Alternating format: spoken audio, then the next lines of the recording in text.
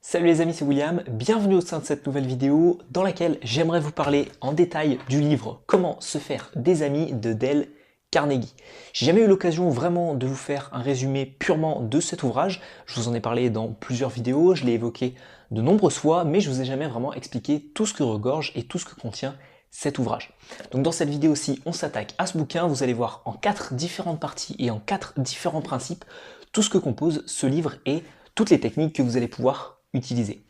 Alors cet ouvrage, Comment se faire des amis, il a un titre un peu accrocheur, il a un titre un petit peu étrange, mais au final, vous allez voir dans cette vidéo aussi que c'est un ouvrage sur la communication, sur le fait de savoir influencer les autres, savoir motiver les autres en étant un bon leader, et savoir également se protéger de l'influence que peuvent avoir les autres sur vous-même. Donc si vous cherchez à développer vos compétences en communication, cet ouvrage est fait pour vous, et je vais vous le résumer dans cette vidéo. Dans un premier temps, à qui s'adresse cet ouvrage et qui peut lire cet ouvrage vraiment? Est-ce qu'il est grand public ou est-ce qu'il est réservé à une élite qui a déjà des compétences en communication? Eh bien, figurez-vous que c'est l'un des premiers livres que j'ai lus de développement personnel et de communication et c'est un livre qui est accessible à tous. Une grande richesse d'exemples, une grande richesse d'anecdotes concrètes de l'auteur Dale Carnegie et également une bonne structure qui facilite la lecture. Vous avez 4 différentes parties.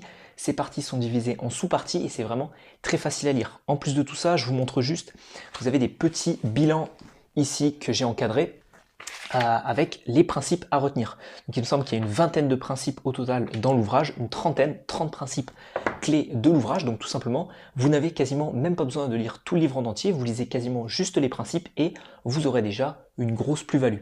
Donc un livre qui s'adapte à tout le monde et qui est accessible à tout le monde. Maintenant, voyons donc les 4 principes clés de cet ouvrage. Dans la première partie de cet ouvrage, vous allez découvrir des techniques pour influencer les autres, et notamment 3 techniques différentes que je vais vous lister au sein de cette vidéo. Bien évidemment, si vous souhaitez approfondir encore plus ces méthodes-là, je vous recommande de lire directement le livre.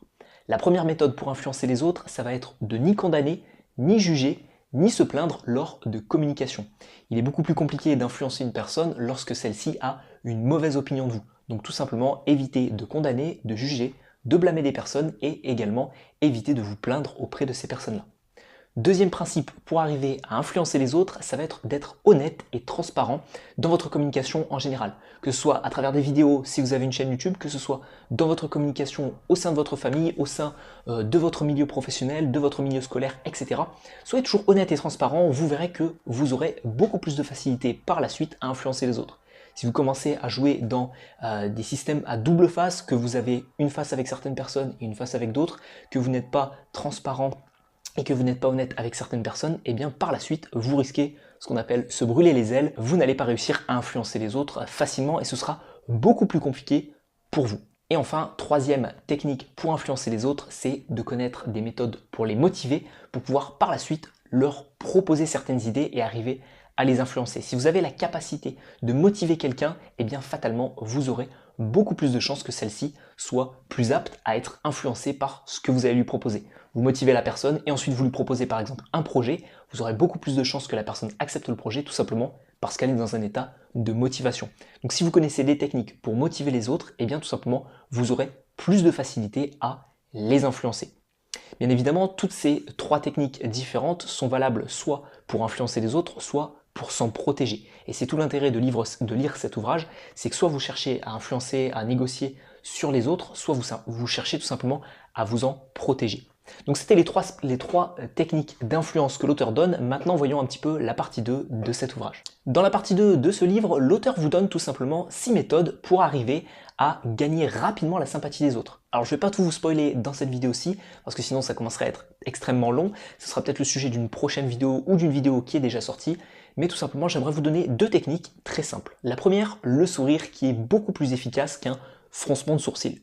Et c'est la raison pour laquelle les compliments sont beaucoup plus efficaces que le blâme et que les réprimandes. Donc tout simplement, si vous arrivez en souriant et si vous êtes toujours souriant, vous aurez beaucoup plus de facilité à arriver à capter rapidement la sympathie des personnes autour de vous, que ce soit des inconnus ou des personnes que vous connaissez déjà. Et ensuite, deuxième technique que l'auteur donne, c'est d'arriver tout simplement à retenir le nom des personnes que vous venez de rencontrer, pour capter rapidement la sympathie des autres, rien de tel que de connaître le prénom des personnes en question.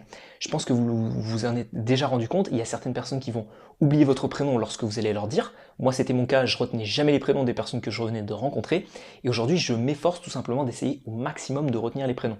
Pourquoi? C'est très simple, mais au final, lorsqu'une personne ne connaît pas votre prénom, vous avez l'impression que cette personne ne vous considère pas. Et c'est extrêmement frustrant lorsque il y a une personne qui veut parler de vous et qui dit et la personne ne se rappelle plus de votre prénom. Et à ce moment-là, vous lui dites, vous lui soufflez rapidement, mais vous vous rendez tout simplement compte qu'elle n'a pas retenu votre prénom et vous avez vraiment un manque de valeur et vous considérez que la personne ne vous considère pas justement. Donc retenez le prénom des personnes que vous venez de rencontrer, demandez-leur et faites en sorte de le retenir pour pouvoir le réutiliser par après. Ensuite, dans une troisième partie de l'ouvrage, vous allez découvrir des techniques pour rallier les autres à votre point de vue. Encore une fois, arriver à les influencer ou s'en protéger. La première méthode que l'auteur donne, c'est tout simplement de ne jamais dire à quelqu'un qu'il a tort. Parce que dans la plupart des cas, je peux vous garantir que si vous dites à une personne qu'elle a tort, elle va se sentir blâmée, elle va se sentir victimisée, elle va se sentir mal. Donc dire à quelqu'un qu'il a tort, c'est pas très efficace d'un point de vue communication.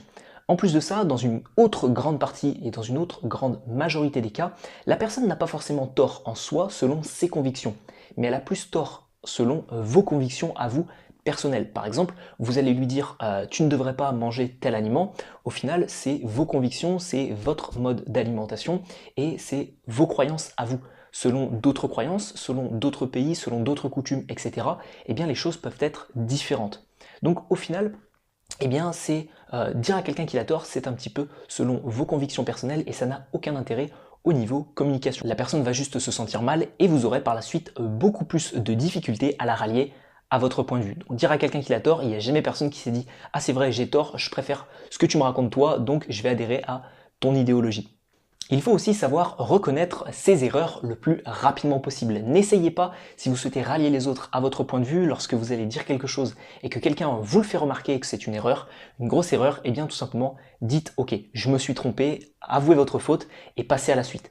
Le problème, c'est que si vous souhaitez tout simplement essayer d'arrondir la chose, d'essayer de passer à un autre sujet, d'essayer de transformer un petit peu tout ça, vous risquez juste de vous enfoncer dans votre bêtise. Donc dites rapidement et reconnaissez rapidement vos erreurs est aussi une technique pour arriver par la suite à rallier les autres à votre point de vue parce que vous trouverez peut-être une phase différente et une approche différente de votre projet.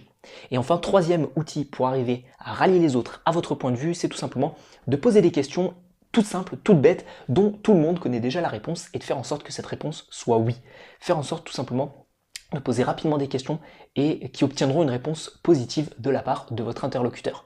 Donc vous allez tout simplement reformuler certaines choses, par exemple vous allez reformuler la question que la personne vous pose et la personne va ensuite vous répondre oui c'est ça, c'est bien la question que je vous ai posée, donc pouvez-vous me répondre, etc. Le but c'est qu'en ayant des réponses positives dès le début de la communication, tout simplement, vous allez plus facilement arriver à influencer la personne par après. Et enfin, dans la quatrième et dernière partie de l'ouvrage « Comment se faire des amis » de Dale Carnegie, vous allez apprendre à devenir un leader au sein de votre communication. Et pour ça, c'est très simple, vous allez apprendre par exemple à faire des remarques à certaines personnes, peut-être de votre équipe, de votre entourage, etc., mais de manière efficace. Par exemple, l'auteur vous explique tout simplement qu'il vaut mieux commencer par des compliments, des éloges, et ensuite effectuer une remarque sur la personne et commencer à dire quelque chose d'un petit peu plus mauvais, d'un petit peu plus négatif. Parce qu'il est beaucoup plus facile d'entendre une remarque après des éloges et des compliments. L'auteur vous explique également que si vous souhaitez faire une remarque à quelqu'un, c'est très intéressant d'expliquer quelles ont été vos propres erreurs. Par exemple, il y a quelqu'un qui va se tromper sur, je vous prends n'importe quoi, dans le milieu professionnel, vous confiez une tâche à quelqu'un, eh bien vous allez pouvoir, si le travail qui a été effectué ne vous satisfait pas, faire la remarque à la personne « tu t'es trompé ici », mais avant de faire cette remarque, vous allez tout simplement expliquer votre histoire et peut-être expliquer une anecdote que vous avez et expliquer votre vulnérabilité. Vous allez dire que vous aussi vous avez déjà fait cette erreur ou ça vous arrive de faire certaines erreurs et ensuite vous allez offrir et donner la remarque à la personne. Ça passera encore une fois beaucoup mieux, ce sont des techniques un petit peu de leadership qui font en sorte que les remarques, les phrases négatives que vous avez à donner à votre équipe ou à des personnes de votre entourage passent beaucoup mieux. Voilà, c'était les 4 différentes parties de l'ouvrage « Comment se faire des amis » de Dale Carnegie. Encore une fois, vous retrouverez ce livre dans la description de la vidéo. Et si la communication vous intéresse vraiment, je mets également à votre disposition 5 vidéos offertes, 1 heure de formation comme d'habitude. Vous avez une miniature qui s'affiche juste ici ou juste ici sur la prise de parole en public. Pour accéder à cette formation, vous avez le premier lien de la description, vous cliquez dessus et vous avez tout simplement une page. Vous cliquez, vous rentrez votre mail et je vous envoie la première vidéo de formation. Les 4 prochains jours, je vous enverrai 4 autres vidéos qui vous aideront pas à pas à avancer sur votre communication et sur votre aisance relationnelle. Donc si tout ça vous intéresse, vous avez tous les liens dans la description de cette vidéo. Merci d'avoir suivi celle-ci et je vous dis à la prochaine ou à tout de suite sur la formation.